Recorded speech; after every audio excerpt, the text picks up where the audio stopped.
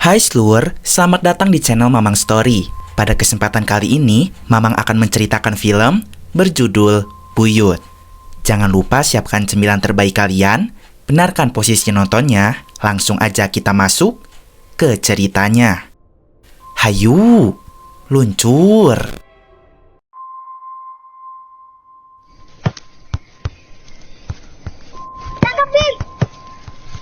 Film dimulai dengan dua orang anak yang sedang bermain bola di waktu senja. Karena sudah waktu maghrib, terlihat seorang ibu dengan raut wajah sangat gelisah sambil menutup semua jendela dengan rapat. Kemudian ibu itu menyuruh Ayu anaknya untuk segera pulang. Nak, pulang ke rumah nak. Hari sudah mau gelap. Tetapi Ayu masih asik bermain dengan sang kakak.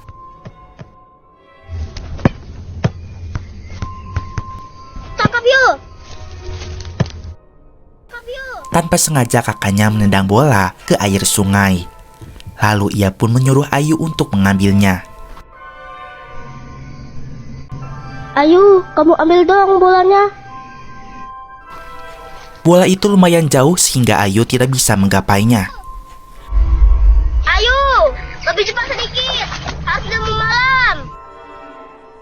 Ayu meminta kakaknya untuk mengambilkan galah.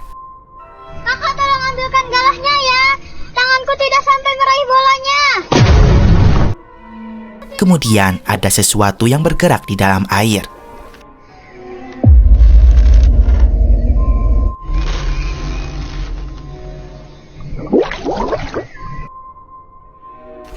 Tiba-tiba saja muncul sosok hantu buyut menarik Ayu ke dalam air. Ayu, ini galahnya.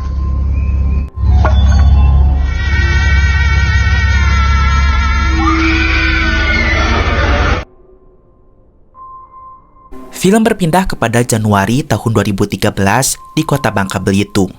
Ada seorang laki-laki bernama Bima yang baru menikahi sahabatnya sendiri, yaitu Kanaya.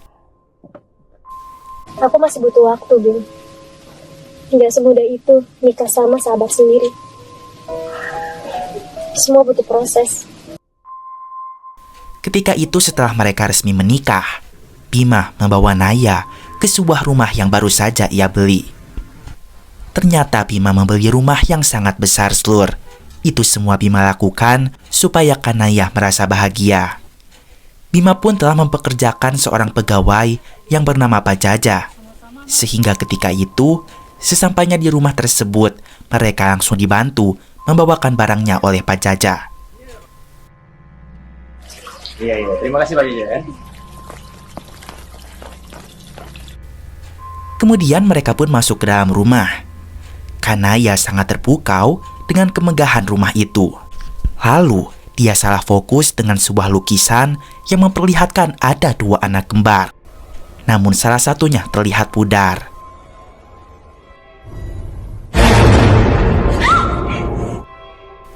Seketika Kanaya terkejut karena melihat sosok anak perempuan. Ternyata itu adalah Mayang, anaknya Pak Jaja. Dia memang bisu, tidak bisa berbicara. Setelah itu, Bima pun mengajak Kanaya ke balkon rumah, yang mana pemandangannya langsung menuju ke arah kolam renang. Gimana? Kamu suka kan? Suka banget. Kemudian mereka menuju kolam renangnya dan Kanaya langsung main air. Kamu kenapa tertarik dengan rumah ini? Rumah ini tuh punya nilai tersendiri buat aku. Lagian juga kan kamu suka berenang. Makanya aku pilih yang ada kolam renangnya. Tidak lama dari itu, ada sesuatu yang bergerak di dalam air.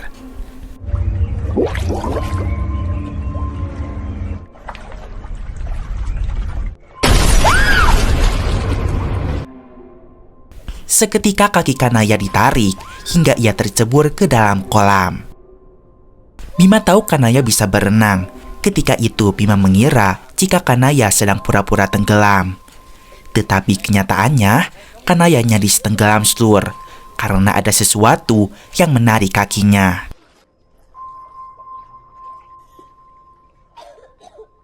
Kanaya yang marah langsung pergi meninggalkan Bima.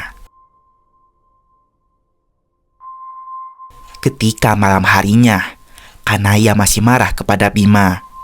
Bima terus merayu Kanaya agar permintaan maafnya diterima. Ia benar-benar tidak tahu siapa yang telah menarik Kanaya ke dalam kolam. Nay, maafin aku. Terus, yang dorong aku siapa? Hantu. Bima pun memberitahukan jika esok ia akan kerja lembur bagaikan kuda. Ia akan di kantor hingga larut malam. Aku mau istirahat dulu.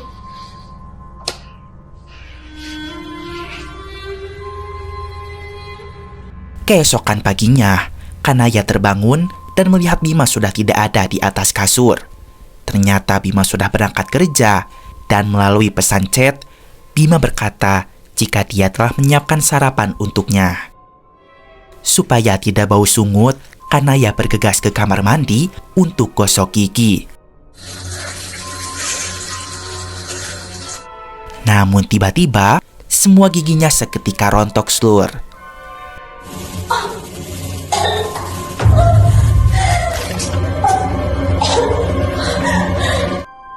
Kemudian Kanaya yang histeris didatangi oleh Mayang. Lalu Kanaya melihat giginya baik-baik saja dan ternyata tadi hanya halusinasi. Kanaya pun segera menuju meja makan, kemudian Mayang membuatkannya segelas susu. Terima kasih ya, Maya. Kalau ada makanan di meja, mejanya yang kau makan. Siang harinya, Kanaya meminta Pak Jaja mengambilkan koper pakaian di bagasi mobil. Kemudian setelah koper diambilkan, Kanaya akan melipat dan merapikan bajunya. Namun seketika kepalanya terasa pusing. Malam harinya, ternyata Bima benar-benar lembur dan belum pulang dari kantornya.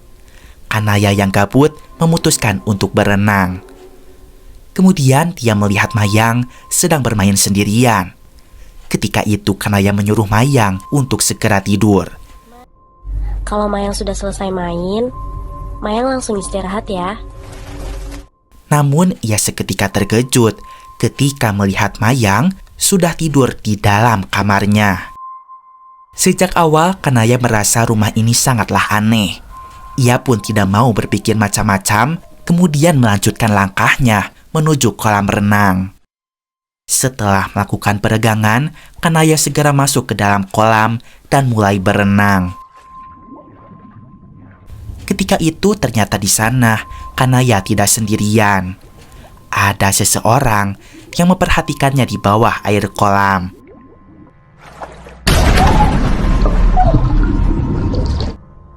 Lalu seketika Kanaya ditarik oleh sosok itu. Kemudian terlihat Bima baru saja pulang. Dia memanggil-manggil Kanaya, namun tak kunjung ada jawaban. Betapa terkejutnya ia ketika menemukan Kanaya sudah mengambang di atas air kolam. Bima pun berteriak meminta bantuan Pak Jaja.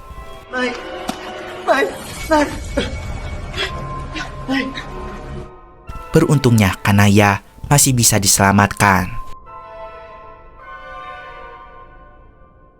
Keesokan harinya, Kanaya menjadi pendiam, tidak berbicara sepatah kata apapun kepada Bima. Ternyata Kanaya marah. Dia mengalami banyak sekali teror di rumah ini.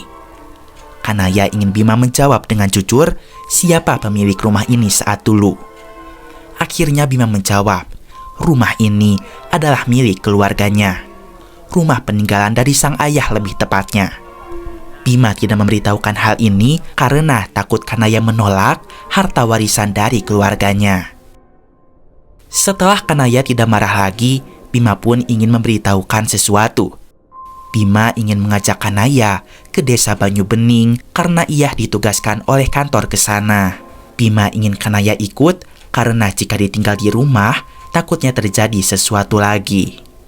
Kanaya pun merasa senang dengan kabar tersebut. Keesokan harinya, mereka bergegas berangkat menuju dusun Banyu Bening. Bima meminta Pak Jaja untuk menjaga rumahnya selama ia pergi.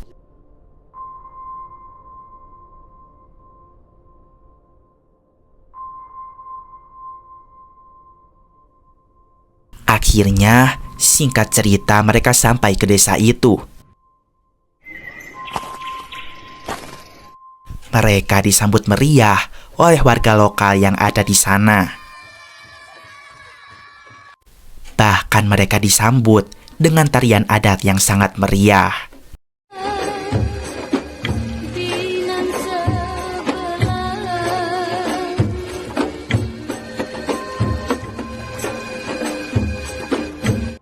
Kemudian salah satu penari yang bernama Lana memberikan Bima dan Kanaya masing-masing sehelai kain.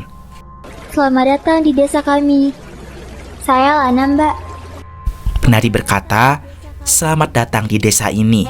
Ia sangat senang ada perempuan yang main ke desa ini. Jangan lupa mampir ke rumah saya ya. Saya sangat senang kedatangan teman perempuan ke desa ini. Kemudian mereka pun bertemu dengan ketua desa yang bernama Pak Enggar Waluyo. Lalu mereka pun bertamu ke rumah Pak Enggar. Bima pun berkata tujuan ia kemari karena ditugaskan oleh kantor untuk mencatat jumlah penduduk yang ada di desa ini. Pak Enggar menjelaskan di kampung ini terdapat 65 kartu keluarga, terdiri dari 219 orang laki-laki dan 60 orang perempuan. Perempuan di desa ini memanglah sedikit karena lebih banyak yang memilih untuk merantau, jelas Pak Enggar. Kemudian Pak Enggar memperkenalkan anak angkatnya kepada mereka berdua. Dia bernama Andas. Pak Enggar menyuruh Andas untuk mengantarkan Bima dan Kanaya berkeliling desa ini. Kemudian mengantarkannya ke rumah yang telah disediakan agar mereka dapat istirahat. Ketika berkeliling, Andas pun menjelaskan jika desa ini memanglah unik. Desa ini sangat kental dengan kebudayaannya, sehingga kerap dijuluki sebagai desa 1000 tradisi.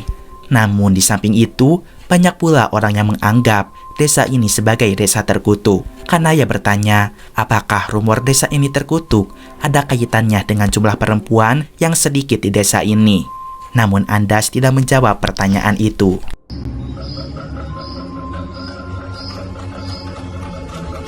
Tidak lama, terdengar para warga memukul kentungan.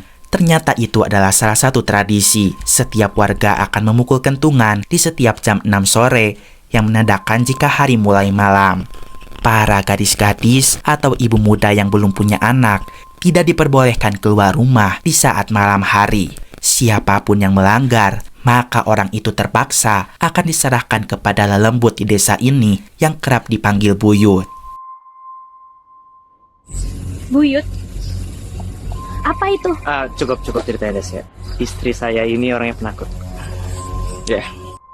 Setelah Andas mengantarkan Kanaya dan Bima ke tempat istirahatnya, ia pun pamit pulang.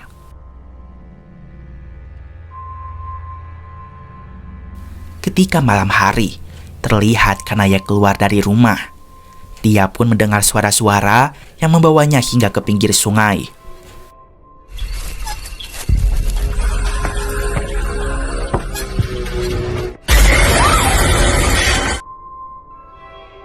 Seketika sebuah tangan muncul dari air, lalu mencengkram kakinya. Ternyata itu hanya mimpi. Kanaya memberitahukan Bima jika mimpinya terasa sangat nyata. Dia melihat ada seseorang yang seperti sudah menunggunya sejak lama. Namun ia tidak mengerti apa maksud dari mimpi itu dan siapakah orang itu. Kamu itu cuma kecapean aja. Terlalu lama di perjalanan saya. Kemudian film berpindah kepada Lana. Dia keluar malam hari secara diam-diam untuk menemui calon suaminya, yaitu Yuda yang sedang berjaga di pos ronda. Lana ingin memberikan rantang makanan supaya calon suaminya itu bisa merasakan masakannya. Lana, kenapa kamu membahayakan dirimu hanya untuk mengantarkan makanan ini? Aku ini calon istrimu. Kamu harus cicipi dulu masakanku. Lana pun segera pulang, takut diketahui oleh orang lain. Di saat perjalanan pulang, sayangnya ia malah bertemu dengan Andas. Andas tidak akan memberitahukan siapapun jika Lana telah melanggar aturan di desa ini, asalkan Lana ingin menjadi kekasihnya. Tetapi Lana setia kepada Yuda, sehingga ketika itu ia mengacuhkan Andas lalu pulang. Hal itu membuat Andas murka, lalu memberitahukan bapaknya jika Lana telah melanggar adat desa Banyu Bening.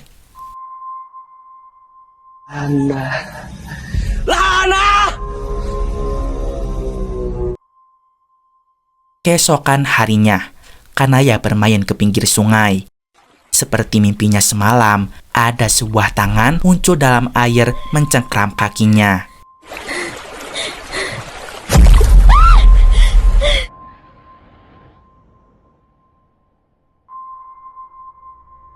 Tak lama kemudian, Kanaya didatangi oleh Lana. Lana akan mencuci pakaian ketika itu. Lana pun menjelaskan bahwa sungai ini dipakai untuk kehidupan sehari-hari warga desa Banyu Bening. Mulai dari mencuci, mengaliri sawah, memasak, untuk air minum, dan juga menangkap ikan. Lalu Kanaya bertanya mengapa perempuan di desa ini sedikit. Sejak kemarin hanya sedikit anak perempuan dan ibu muda yang terlihat olehnya. Lana berkata jika Kanaya harus tahu jika desa ini sebenarnya terkutuk. Pak Enggar kepala desa selalu memberitahukan jika kampung mereka mempunyai lelembut bernama Buyut. Yang mana Buyut itu konon katanya bersemayam di dalam sungai ini. Maka dari itulah mereka harus selalu memberikan tumbal karena selama ini Buyut telah menjaga sungai desa. Tumbal itu haruslah seorang perempuan muda, Slur. Maka Pak Enggar membuat sebuah aturan jika gadis atau ibu muda yang belum hamil dilarang keluar rumah setelah matahari terbenam. Jika melanggar, maka dia harus rela dijadikan tumbal bagi Buyut. Lana tidak tahu pasti bagaimana wujud dari Buyut itu. Tetapi menurut cerita yang beredar, wajah Buyut sangatlah menyeramkan. Banyak teman Lana yang sudah menjadi korban. Sekarang hidupnya kesepian dan sebagian temannya pun kabur dari desa ini.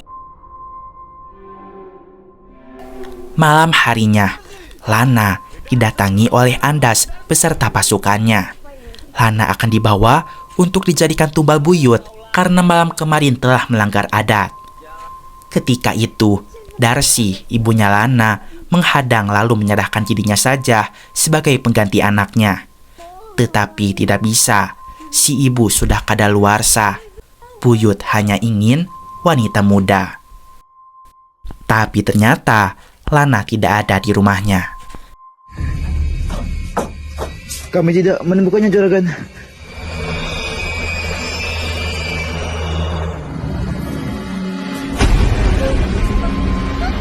Ternyata Lana bersembunyi di bawah rumah. Akhirnya Lana tertangkap dan segera dibawa. Pacar Lana yaitu Yuda sempat menghalang. Namun sayang ia seketika tewas karena ditusuk oleh Andas.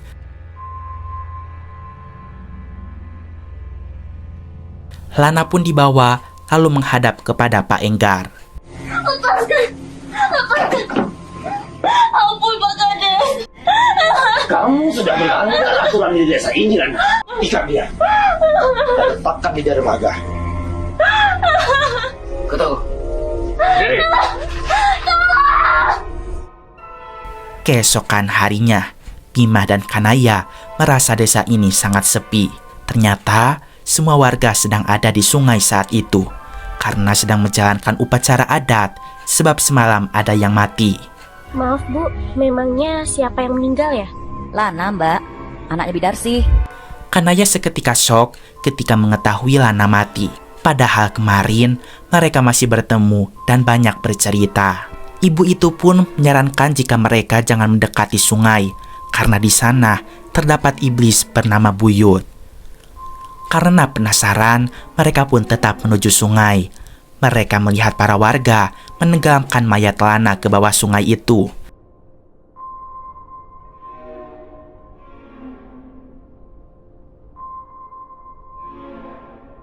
Lalu menghanyutkan sesajen sebagai persembahan kepada Buyut.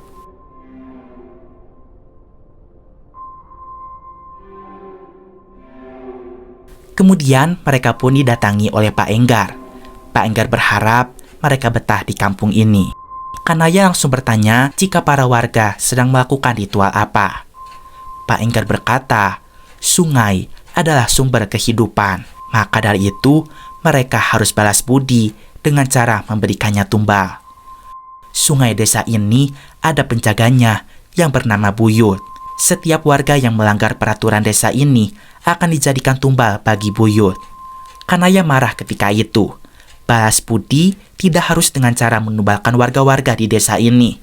Ia pun baru mengetahui mengapa perempuan di desa ini sangat sedikit dan banyak yang melarikan diri. Pak Enggar seketika marah. Hal itu memang sudah menjadi tradisi di desa ini. Ia pun merasa Kanaya telah lancang. Maaf Pak, kalau istri saya lancang. Kalau begitu kami permisi dulu ya. Kurang ajar. Kanaya akan berusaha mencari tahu apa yang sebenarnya terjadi di desa ini. Dia memiliki rasa kemanusiaan yang tinggi. Menurutnya, tumbal-tumbal itu harus dihentikan. Bima pun mengajak Kanaya agar pulang besok karena tidak mau Kanaya ikut campur terlalu jauh ke dalam masalah di desa ini. Sendiri yang cari tahu tentang desa ini. Yaudah, oke. Besok kita pulang. Aku nggak mau kamu terlibat di dalam masalah desa ini. Ayo. Ketika malam hari, ada 2 orang laki-laki mancing di sungai.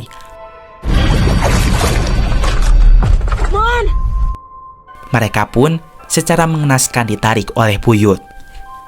Keesokan paginya, kedua mayat laki-laki itu ditemukan oleh warga desa dalam keadaan bau dan juga busuk. Andas berkata kepada bapaknya, jika sekarang Buyut semakin ganas, mereka harus melakukan sesuatu. Jangan sampai semua warga desa ini menjadi korban iblis itu. Warga kita habis di sungai itu. Pak Enggar berkata tenang saja.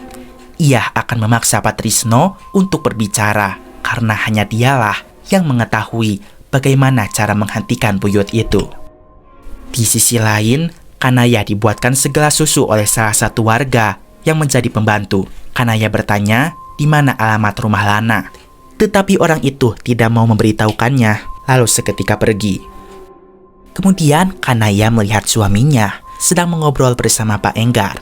Mereka terlihat sangat dekat. Siang harinya, Kanaya pergi dari rumah berusaha mencari rumah Lana. Karena tak kunjung ditemukan, ia pun akhirnya mampir ke pinggir sungai. Di sana Kanaya bertemu dengan seorang anak perempuan misterius. Anak perempuan misterius akan menunjukkan di mana rumah Bu Darsi, ibunya Lana. Kanaya bertanya mengapa anak itu mau membantunya. Sang anak berkata, desa ini tidak cocok untuk orang seperti Kanaya, dan ia menyarankan agar jangan pernah percaya dengan semua ucapan warga desa ini. Akhirnya Kanaya sampai dan bertemu dengan Darsi, ibunya Lana.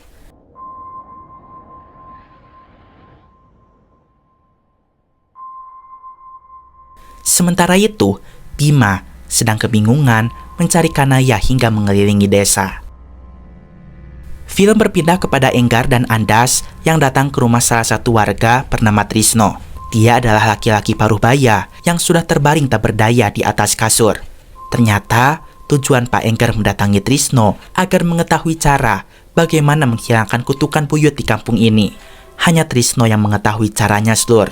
Tetapi saat itu Trisno tidak mau memberitahu. Sekarang kau jawab, bagaimana cara menghilangkan kutukan itu? Enggar pun berkata jika Trisno memberitahukannya, maka ia dapat bertemu dengan anaknya yaitu Kanaya. Trisno terkejut ketika mengetahui anak kandungnya Kanaya ada di desa ini. Enggar berkata sekarang Kanaya sudah menjadi istri dari anak laki-lakinya, yaitu Bima. Akhirnya, karena ingin bertemu dengan Kanaya, Trisno pun memberitahukan caranya, Slur. Akan tetapi, hanya Kanaya lah yang bisa menghilangkan kutukan itu. Hanya Kanaya yang bisa menghilangkan kutukan itu. Enggar yang marah pun seketika menodongkan pistol ke arah Trisno. Di sisi lain, di rumah Bu Darsi, Kanaya diceritakan semua kejadian di masa lalu. Saat dulu, istrinya Patrisno, yaitu Siwi, tengah melahirkan. Dia dibantu oleh dukun beranak yang ternyata itu adalah Bu Darsi. Dikit lagi, Mbak. Saat itu Siwi melahirkan anak kembar. Dua-duanya perempuan. Tapi sayang, salah satu anak terlahir cacat. Trisno sangat bersedih. Ia meminta Darsi tidak memberitahukan warga desa karena ini adalah kabar yang buruk. Namun, tidak lama dari itu, Siwi meninggal. Mbak Siwi? Mbak Siwi sudah tiada, Pak. Trisno sangat bersedih. Darsi sangat tidak tega dengan nasibnya Trisno. Ia ditinggalkan oleh istrinya dan harus menjaga 2 orang anak. Darsi pun akan membantu merawat anak-anaknya Patrisno. Kemudian, Patrisno pun akhirnya memberikan nama untuk kedua anaknya itu. Mereka diberi nama Ratih dan Kanaya. Trisno pun meminta tolong agar Darsi membawa Kanaya. Biarkan ia yang mengurus Ratih, anak yang cacat ini. Akhirnya Darsi pun bersedia membantu, lalu membawa Kanaya ke rumahnya. Kemudian, datanglah Enggar muda dengan Andas yang masih kecil. Dia tahu Tresno baru saja punya anak kembar, tapi salah satunya terlahir cacat. Enggar mengetahui semua itu karena tadi Andas melihat semuanya dari balik jendela. Kemudian dia melaporkan kepadanya. Enggar berkata desa ini sangat sakral. Tidak boleh ada anak cacat di desa ini. Enggar pun meminta Andas untuk memberitahukan hal ini kepada semua warga di desa. Setelah itu, datanglah warga beramai-ramai ke rumah Tresno. Enggar berkata, jika anak cacat itu harus ditenggelamkan supaya tidak menjadi kutukan di desa ini. Karena ancaman warga, Tresno akhirnya menuruti keinginan mereka. Ia pun menenggelamkan Ratih ke dalam air sungai. Melihat itu, para warga pun akhirnya pulang. Enggar sangat puas melihat Trisno sengsara. Inilah akibatnya karena Trisno telah merebut Siwi darinya. Kemudian, Trisno segera mencari anaknya lagi, namun sayang Ratih sudah tenggelam dan hanyut ke dasar air sungai. Setelah itu, Tresno jadi pendiam. Dia merasa sangat bersalah. Trisno jadi tidak mau makan sampai sakit-sakitan. Kemudian, Budarsi sempat membawa Kanaya bertemu dengan Trisno. Namun Trisno hanya diam karena takut Kanaya dicelakai pula oleh Enggar. Saat Kanaya berumur 7 tahun, akhirnya Darsi membawanya ke kota dan menitipkan ke sebuah panti asuhan. Tentunya semua itu dengan persetujuan dari Trisno. Darsi rasa Kanaya akan aman jika berada di panti asuhan ini. Sejak Kanaya pergi dari desa, kutukan pun benar-benar terjadi. Sosok buyut itu mulai muncul Slur. Banyak warga yang mati di sungai. Selain itu, ternyata Pak Enggar memiliki 2 anak yang bernama Bima dan Ayu. 2 anak yang main bola di awal film tadi. Namun seperti yang kita tahu, Ayu menghilang diculik oleh buyut. Ternyata selama ini Kanaya adalah anak Patrisno.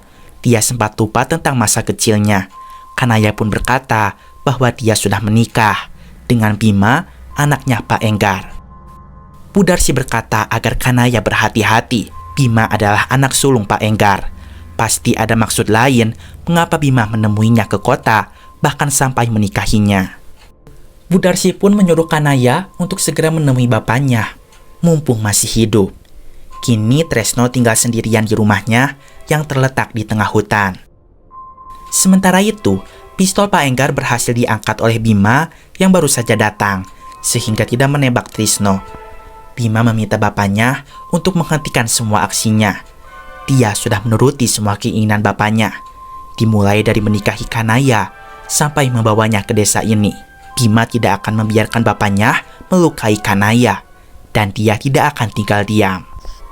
Enggar memberitahukan Bima jika iblis buyut itu hadir di desa ini disebabkan oleh Kanaya, sehingga dialah yang harus bertanggung jawab.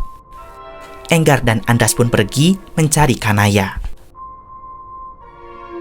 Patrisno meminta Bima yang tiada lain menantunya untuk segera mencari Kanaya sebelum tertangkap oleh Pak Enggar. Ia pun bercerita jika Enggar bapaknya Bima adalah orang yang licik.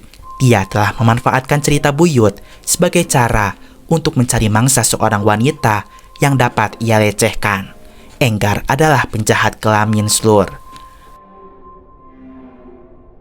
Andas pun dulunya punya ibu yang bernama Marlina.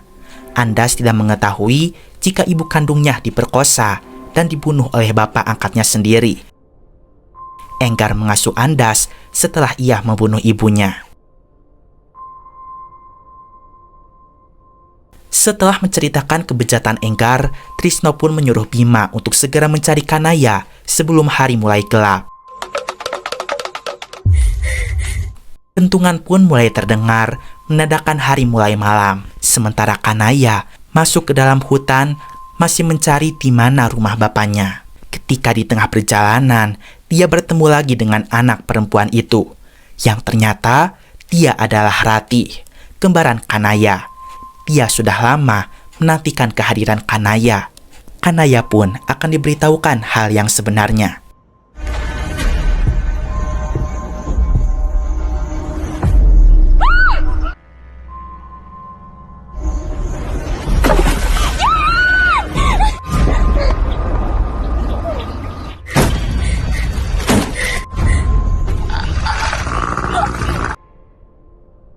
Ratih kemudian memberitahukan jika saat dulu Enggar memberikan bapak mereka sebuah pilihan. Bapak diminta untuk segera menenggelamkan Ratih ke sungai. Jika tidak, maka Enggar akan mempengaruhi warga juga untuk membunuh Kanaya yang ada di rumah Darsi. Maka dari itulah, saat dulu Trisno terpaksa menenggelamkan Ratih ke sungai.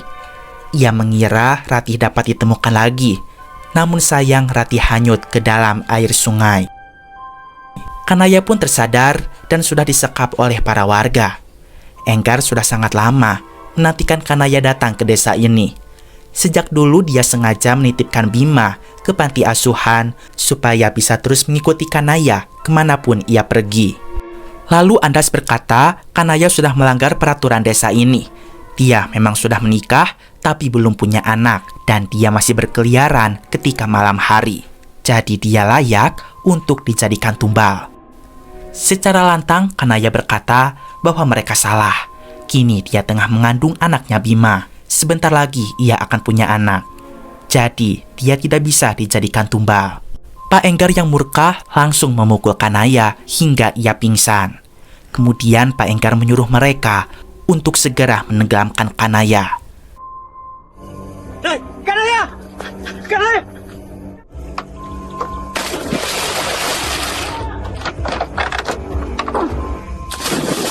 Saat itu, Bima pun datang, lalu ia segera masuk ke dalam air sungai berusaha mencari Kanaya.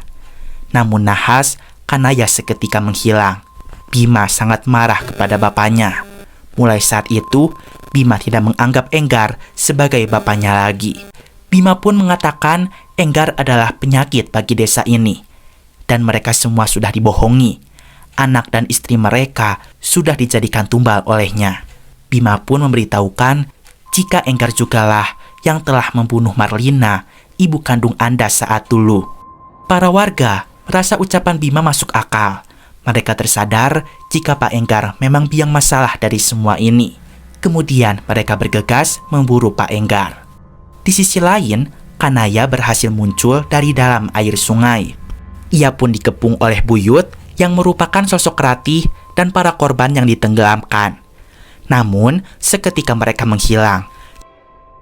Saat Kanaya sudah berhasil pindah ke tepi sungai, seketika Ratih merasukinya. Sementara, Pak Enggar yang melarikan diri tanpa sengaja terjatuh, hingga akhirnya ia terpaksa bersembunyi ke pinggir sungai. Tanpa disangka-sangka, di sana ia bertemu dengan Kanaya yang sudah terasuki. Pak Enggar kemudian dilempar hingga masuk ke dalam air sungai.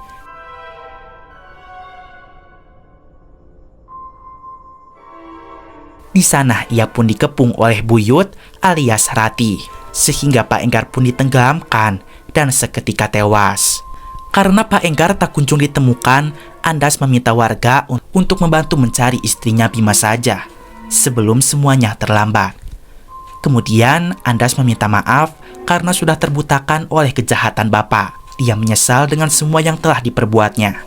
Bima pun memaafkannya, menyesal tidak ada gunanya. Mereka harus bisa memperbaiki semua yang telah rusak di desa ini. Pak Bima! Kanaya sudah ditemukan! Kemudian salah satu warga berhasil menemukan Kanaya mengambang di air sungai. Bima segera bergegas menyelamatkannya. Kemudian Ratih pun datang, lalu memberitahukan Kanaya apabila Bima sudah menunggunya. Akhirnya Kanaya pun sadar dan selamat Slur. Keesokan harinya, Kanaya akhirnya bertemu dengan Patrisno. Patrisno sangat senang bisa melihat Kanaya. Dia meminta maaf atas semua yang terjadi dan dia tidak bisa menemaninya selama ini. Kemudian Trisno pun meninggal dunia. Setidaknya Patrisno meninggal di samping anak kandungnya. Kanaya tidak pernah menyalahkan bapaknya. Apa yang sudah bapaknya lakukan terhadap ia dan Ratih bukanlah keinginannya. Mengorbankan seorang anak demi anaknya yang lain di saat baru saja kehilangan istri yang dicintainya bukanlah suatu hal yang mudah. Dari bapaknya, Kanaya belajar apa itu pengorbanan, kesabaran, dan keikhlasan. Buyut bukanlah iblis seperti apa yang dikatakan. Manusia yang memiliki hati yang busuk dan manusia yang mendahulukan hawa dan nafsunya, itulah iblis yang sebenarnya. Sekarang Kanaya menyadari bahwa semua yang telah terjadi bukanlah karena iblis, jin, atau setan, akan tetapi karena ulah manusia itu sendiri. Akhirnya mereka pun pulang ke kota kembali. Mereka melihat Pak Jaja sendirian menjaga rumah ini. Kanaya bertanya, Mayang ada di mana? Pak Jaja pun menjawab, jika ternyata Mayang anaknya sudah meninggal 3 tahun yang lalu, tenggelam di kolam belakang. Dan film pun selesai. Nah, itu dia Slur, alur cerita dari film ini. Ternyata sosok Buyut yang selama ini diceritakan itu tidak ada. Itu hanya cerita bualan dari Pak Enggar demi melancarkan aksinya untuk mencari santapan wanita-wanita muda. Sosok hantu yang selama ini bersemayam di dalam sungai adalah sosok Ratih Slur. Karena sejak bayi, ia ditenggelamkan di dalam sungai itu. Sementara semua teror yang Kanaya alami di rumah itu bukanlah dari sosok Ratih Slur, melainkan dari hantu Mayang, anaknya Pak Jaja yang mati tenggelam di kolam renang. Dengan semua penjelasan itu, cerita pun jadi terasa masuk akal ya Slur. Oke lah, sampai sini dulu aja video kali ini. Mamang pamit dulu. Keep enjoy and see you.